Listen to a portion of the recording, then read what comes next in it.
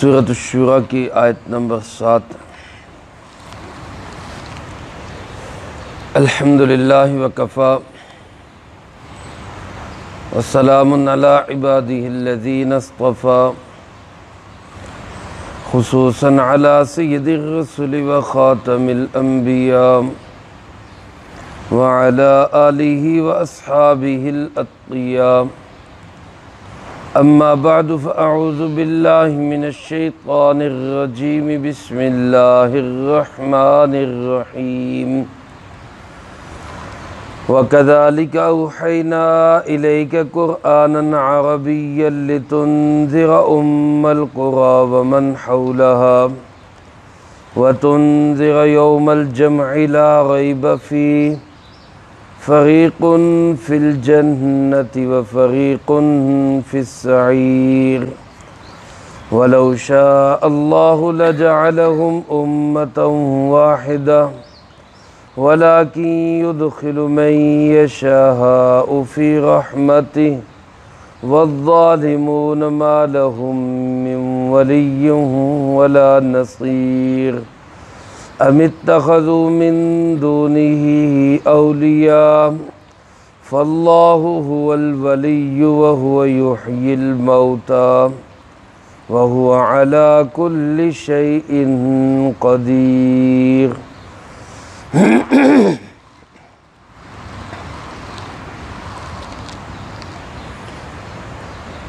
وَكَذَلِكَ أَوْحَيْنَا إِلَيْكَ قُرْآنًا عَرَبِيًّا، اور اسی طرح ہم نے وحی بھیجی آپ کی طرف قرآنًا عربیّا، ایک ایسی کتاب کی جسے قرآن کہا جاتا ہے جو عربی زبان میں ہے، لِتُنذِرَ أُمَّ الْقُرَى، تاکہ آپ آگاہ کریں ام القریٰ والوں کو، ومن حولہا، اور جو ان کے ارد گرد ہے ان کو بھی، وتنذر یوم الجمع، اور آپ آگاہ کریں جمع ہونے کے دن کے بارے میں، لا ریب فی، جس میں کوئی شک اور شبہ نہیں، فریق فی الجنہ، اس دن فیصلہ یہ ہوگا کہ ایک گروہ جنت میں ہوگا، وفریق فی السعیر، اور ایک گروہ بھڑکتی ہوئی آگ میں ہوگا۔ وَلَوْ شَاءَ اللَّهُ لَجَعَلَهُمْ أُمَّةً وَاحِدَةً، اور اگر اللہ رب العالمین چاہتے تو یقیناً کر دیتے ان کو ایک ہی امت، وَلَكِنْ يُدْخِلُ مَنْ يَشَاءُ فِي رَحْمَتِهِ، لیکن وہ داخل کرتے ہیں جس کو چاہتے ہیں اپنی رحمت میں، وَالظَّالِمُونَ مَا لَهُم مِّن وَلِيٍّ وَلَا نَصِيرٍ، اور ظالموں کے لیے نہ تو کوئی حمایتی ہوگا نہ ہی کوئی مددگار ہوگا۔ ام اتخذوا من دونہ اولیاء، کیا انہوں نے بنا لیے اس اللہ کے سوا اور کارساز، فاللہ هو الولی، بس اللہ ہی ہے جو سب کام بنانے والا ہے، وَهُوَ يُحْيِي الْمَوْتَى، وہی زندہ کرے گا مردوں کو، وَهُوَ عَلَى كُلِّ شَيْءٍ قَدِيرٌ، اور وہی ہر چیز پہ قدرت رکھنے والا ہے۔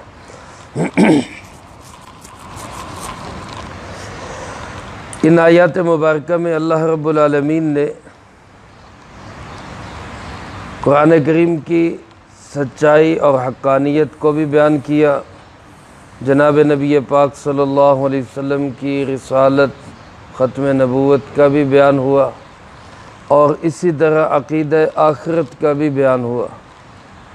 اللہ پاک فرماتے جس طرح ہم نے پہلے نبیوں کو علیہم السلام مختلف کتابیں دیں، ان پہ وحی آئی، تورات ملی، کسی کو انجیل ملی، کسی کو زبور ملی، کسی پہ مختلف صحائف نازل ہوئے، وَكَذَلِكَ أَوْحَيْنَا، اسی طرح ہم نے وحی بھیجی آپ کی طرف، وَكَذَلِكَ أَوْحَيْنَا إِلَيْكَ، اس الیکا کے لفظ سے پتہ چلا کہ وحی آئی کن کی طرف، جناب محمد کریم صلی اللہ علیہ وسلم کی طرف۔ تو جس کی طرف وحی آئی وہ یقیناً اللہ کا رسول ہے۔ یہ کتاب، یہ قرآن کریم، جس کو فرمائے قرآن عربیہ، ایسا قرآن جو عربی زبان میں ہے۔ عرب کے لوگ تو کہا کرتے تھے کہ یہ قرآن اس محمد صلی اللہ علیہ وسلم نے خود بنا لیا، یہ اللہ کا کلام نہیں ہے، یہ خود بنا کے ہمیں کہہ دیتا ہے کہ یہ اللہ کا کلام ہے۔ اللہ رب العالمین نے قرآن کریم میں کئی جگہ پہ ان کو چیلنج کیا کہ اگر یہ حضرت محمد صلی اللہ علیہ وسلم نے خود بنایا ہے تو تم کیوں نہیں بنا لیتے؟ تم بھی تو عربی دان ہو، تمہیں بھی تو عربی میں بڑی مہارت ہے، اور یہ بھی تمہارے ساتھ رہنے والا، کوئی اس کو یہ نہیں کہ کوئی بہت زیادہ پڑھا لکھا ہے، تم سے کہیں زیادہ پڑھ لکھا ہے، اگر یہ بنا سکتا ہے تو تم کیوں نہیں بنا سکتے؟ تو لازمی بات ہے وہ اس بات سے بالکل شکست کھا جاتے۔ قرآن کریم کی ایک آیت تو کیا، آیت کا ایک جملہ بھی بنانے سے بے بس تھے، عاجز تھے۔ تو یہ بات تسلیم کرنی پڑتی کہ یہ پاک کلام کسی انسان کا کلام نہیں، یہ کس کا کلام ہے؟ اللہ کا کلام۔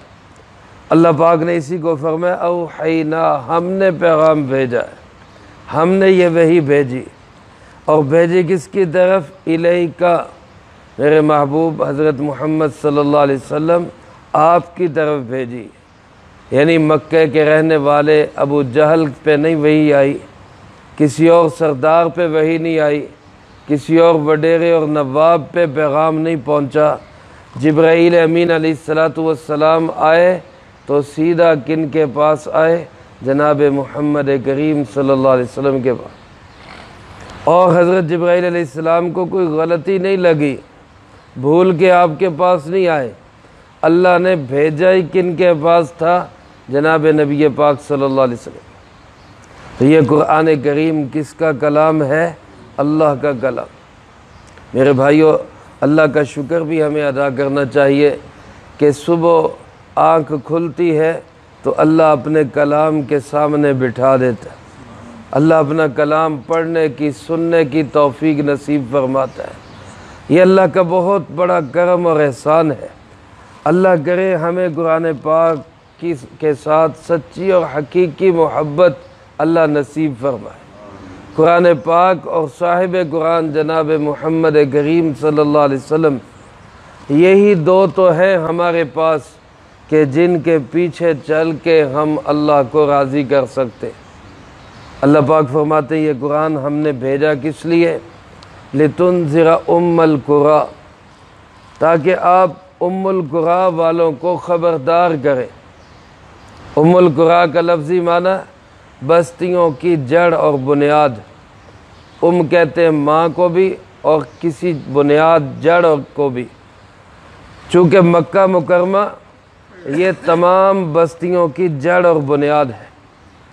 حدیث پاک میں آتا ہے جب اللہ رب العالمین نے اس زمین کو پیدا کرنے کا اللہ پاک نے ارادہ کیا تو یہ سارا پانی پانی تھا، خشکی کہیں بھی نہیں تھی۔ سب سے پہلے ایک بلبلے کی شکل میں خشکی کا جو ٹکڑا نمودار ہوا ہے وہ وہی جگہ ہے جس کو مکہ مکرمہ کہا جاتا ہے۔ گویا یہ سب سے پہلی جگہ ہے، زمین کا سب سے پہلا خطہ ہے جس کو اللہ نے وجود دیا، پھر اس کے ساتھ ساری زمین کو جوڑا گیا۔ اس لیے بعض حضرات نے مکہ مکرمہ کو زمین کی ناف قرار دیا ہے، جیسے انسان کے بدن کے اندر ناف ہے جو انسان کی اصل اور بنیاد ہے، جہاں سے انسان کو خوراک ملتی رہی، اسی طرح یہ زمین کی ناف مکہ مکرمہ ہے، اور زمین کا سینٹر بھی مکہ مکرمہ ہے۔ رسول اللہ صلی اللہ علیہ وسلم جب ہجرت فرما کے جا رہے تھے تو مکہ مکرمہ سے باہر نکل کر مکہ کی طرف ہی آپ منہ کر کے، رخ مبارک کر کے، رخ انور مکہ کی طرف کر کے آپ فرمانے لگے کہ اے مکہ مکرمہ، تو ساری زمین میں اللہ کے نزدیک سب سے زیادہ پسندیدہ جگہ، اور میرے نزدیک بھی اللہ کے محبوب ترین شہروں میں سے اے مکہ مکرمہ تو شہر ہے، اور اگر میری قوم مجھے یہاں سے نکل جانے پہ مجبور نہ کرتی تو میں کبھی بھی مکے کو چھوڑ کر کہیں نہ جاتا۔ قوم نے مجبور کر دیا، اس لیے جا رہا ہوں۔ تو مکہ مکرمہ کو فرمایا گیا ام القریٰ، ساری بستیوں کی جڑ اور بنیاد۔ فرمایا کہ آپ کو اس لیے بھیجا تاکہ آپ جا کے ان مکے والوں کو آگاہ کریں۔ علماء نے لکھا ہے اس حیثیت سے آپ صلی اللہ علیہ وسلم قومی نبی ہیں، ایک قوم کے نبی ہیں۔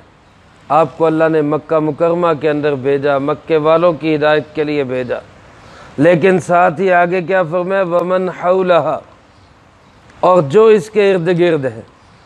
علماء نے لکھا ہے مکہ مکرمہ کے ارد گرد مشرق سے مغرب، شمال سے جنوب، پوری کائنات یہ مکہ مکرمہ کے ارد گرد۔ اس اعتبار سے آپ صلی اللہ علیہ وسلم قومی نہیں بلکہ بین الاقوامی نبی۔ فرمایا قل یا ایھا الناس انی رسول اللہ الیکم جمیعا، آپ فرما دیجئے اے ساری دنیا کے انسانوں، اللہ نے مجھے تم سب کی طرف رسول بنا کے بھیجا۔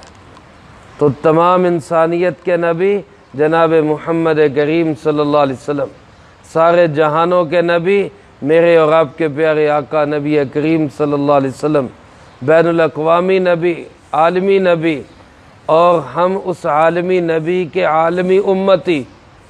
لیکن میرے محترم دوستو، بدقسمتی سے آج وہ قومیں جن کو اللہ نے ایک ایک قوم کے لیے بھیجا، ایک ایک علاقے کے لیے بھیجا، وہ تو آج پوری دنیا میں اپنا نظام چلانا چاہتے ہیں، اور جس امت کو اللہ نے عالمی امت بنایا، پوری دنیا کے لیے بنایا، وہ آج کہتے ہیں کہ جی بس ہمارا اپنا ہی ٹھیک ہو جائے، بس وہی کافی۔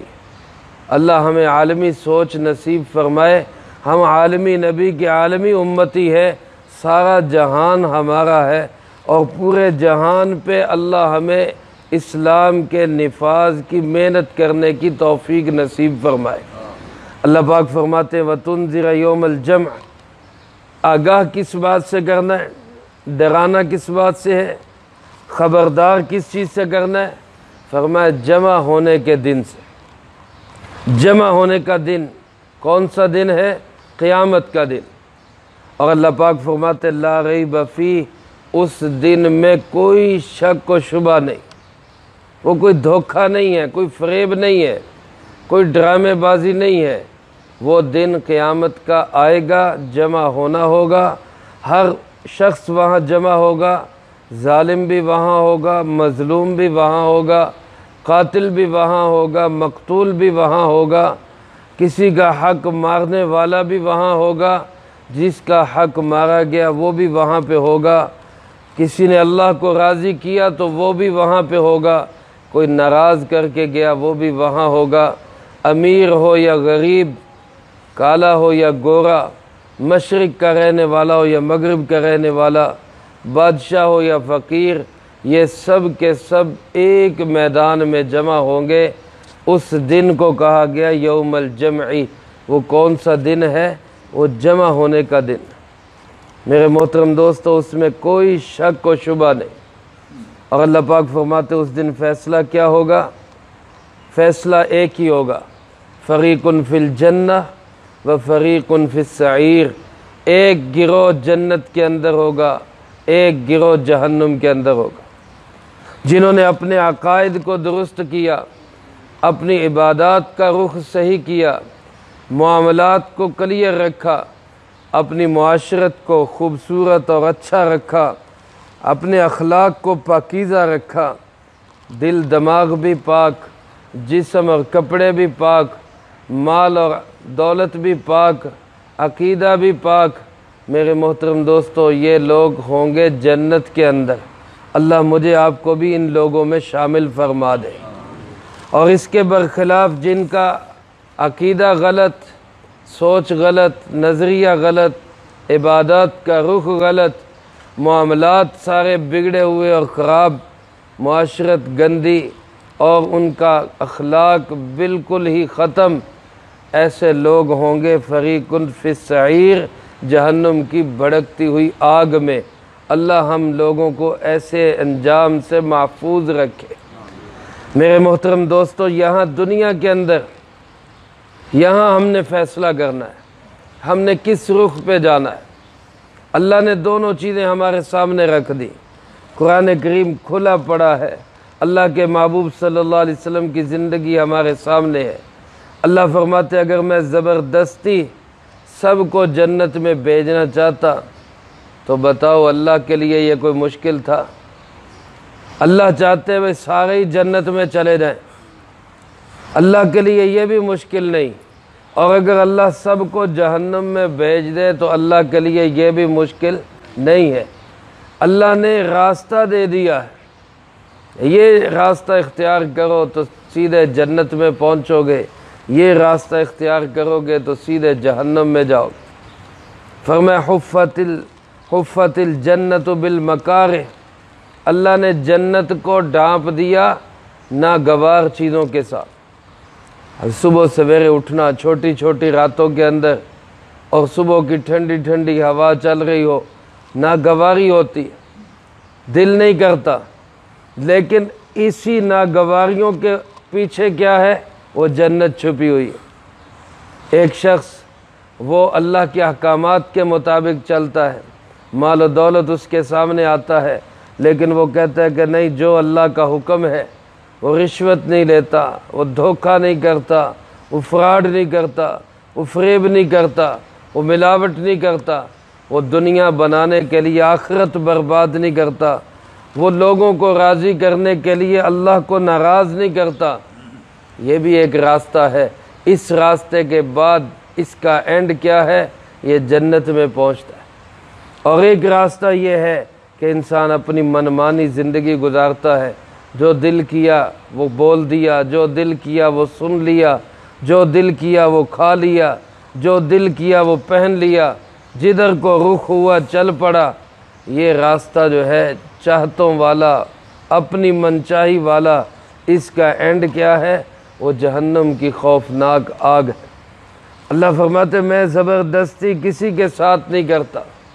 لو شاء اللہ، اگر اللہ چاہتا، لجعلہم امۃ واحدہ، سب کو ایک امت بنا دیتا، لیکن یدخل من یشاء فی رحمتی، وہ اللہ جس کو چاہتا ہے اسی کو اپنی رحمت میں داخل کرتا ہے۔ یہ اللہ کا بہت بڑا احسان ہوتا ہے، اللہ کسی کو اپنے گھر میں آنے کی توفیق دے۔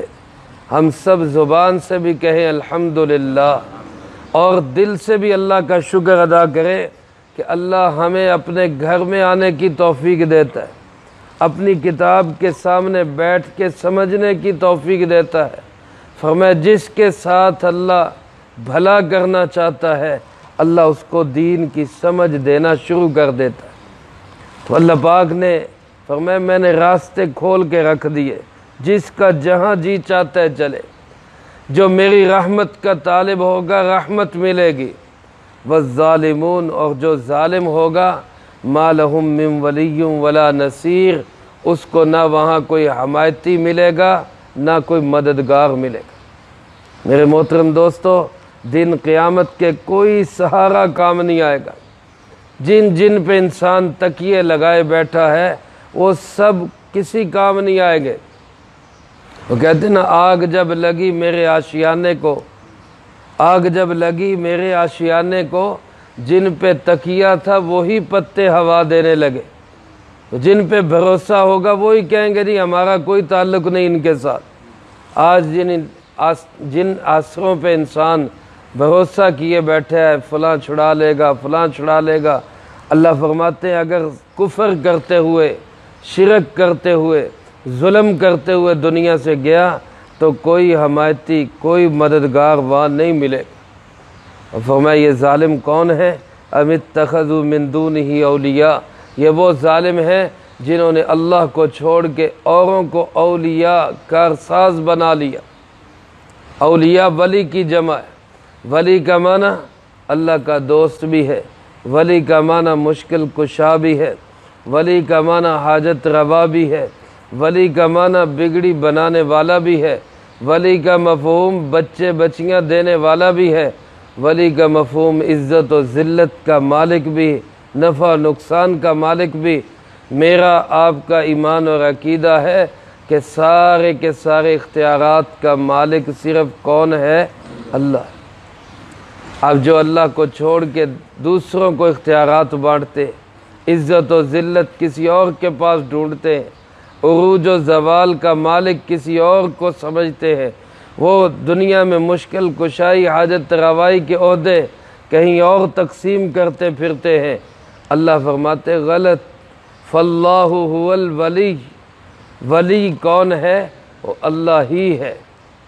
اس معنی میں ولی صرف اور صرف کون ہے؟ اللہ ہی ہے۔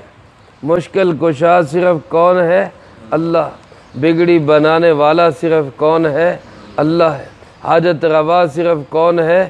اللہ ہے۔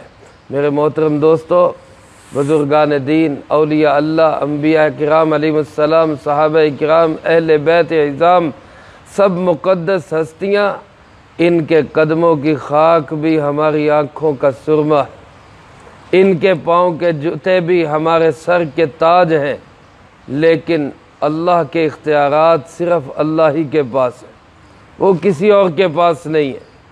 اس لیے عقیدہ بھی اپنا درست رکھنا چاہیے، عقیدت بھی درست رکھنی چاہیے۔ عقیدت کے پردے میں عقیدہ برباد نہیں کرنا چاہیے۔ بعض لوگ عقیدت کے پردے میں اپنا عقیدہ برباد کر لیتے۔ ہمیں بزرگوں سے عقیدت ہے، لیکن بزرگوں کو خدا نہیں بنانا چاہیے۔ اولیاء اللہ سے محبت رکھنی چاہیے، لیکن مشکل کشا صرف کون ہے؟ اللہ ہے۔ ہمیں اس بات کے ساتھ محبت اور عقیدت رکھنی چاہیے، صحابہ اہل بیت کا احترام سر آنکھوں پر، لیکن مختار کل، حاجت روا، مشکل کشا، بگڑی بنانے والا، وہ صرف اور صرف کون ہے؟ اللہ ہے۔ مددگار اور حمایتی صرف اور صرف کون ہوگا؟ اللہ ہی ہوگا۔ فاللہ هو الولی، اللہ ہی ہے جو ولی ہے۔ وَهُوَ يُحْيِي الْمَوْتَى، وہی مردوں کو زندہ کرے گا۔ ایمانداری سے بتاؤ، کوئی اور مردوں کو زندہ کر سکتا ہے؟ کسی اور میں یہ پاور ہے؟ کوئی اللہ کا نبی، کوئی ولی، کوئی غوث، کوئی کتب، کوئی ابدال، کسی میں یہ پاور نہیں کہ وہ مردوں کو زندہ کر سکے۔ مردوں کو زندہ کرنے والا کون ہے؟ صرف اللہ۔ وَهُوَ عَلَىٰ كُلِّ شَيْءٍ قَدِيرٌ، فرمایا وہی اللہ ہر چیز پہ قدرت رکھنے والا ہے۔ لہذا اپنا عقیدہ بھی درست کرو، عبادات کا رخ بھی ٹھیک کرو، معاملات اور اپنے عقائد بھی ٹھیک کرو، اپنے اخلاقیات اور معاشرت بھی درست کرو، تاکہ جنت کے راستے پہ تم جا سکو۔ اللہ مجھے آپ کو سب کو اس کی توفیق نصیب فرمائے، جو کہا سنا اس کو زندگی میں لا کے دوسروں تک پہنچانے کی توفیق عطا فرمائے۔ اللہم انت السلام و منک السلام، تبارکت ربنا و تعالیت یا ذا الجلال والاکرام۔ اللہم اعنا علی ذکرک و شکرک و حسن عبادتک۔ اللہم احسن عاقبتنا فی الامور کلہا وأجرنا من خزي الدنيا وعذاب الآخرة۔ اللهم واقية كواقية الوليد، اللهم استر عوراتنا وآمن روعاتنا، اللهم إنا نجعلك في نحورهم ونعوذ بك من شرورهم، اللهم اكفنا بحلالك عن حرامك وأغننا بفضلك عمن سواك، اللهم اكفنا كل مهم من حيث شئت ومن أين شئت، رب اغفر وارحم وأنت خير الراحمين، رب ارحمهما كما ربياني صغيرا، ربنا تقبل منا إنك أنت السميع العليم،